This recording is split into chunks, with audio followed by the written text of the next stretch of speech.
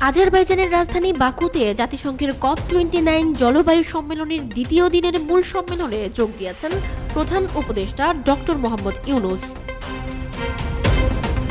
মূল সম্মেলনে বক্তব্য দেওয়ার পাশাপাশি কপের এবারের আসরে আরও অন্তত 2টি বড় অনুষ্ঠানে বক্তব্য রাখবেন ডক্টর ইউনূস।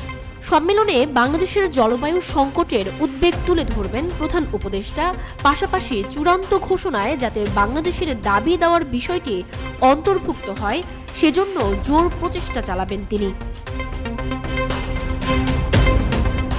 বাকুতে শুরু হওয়া এই সম্মেলনে অংশ নিয়েছেন প্রায় 200টি দেশের সরকার ও রাষ্ট্রপ্রধানরা।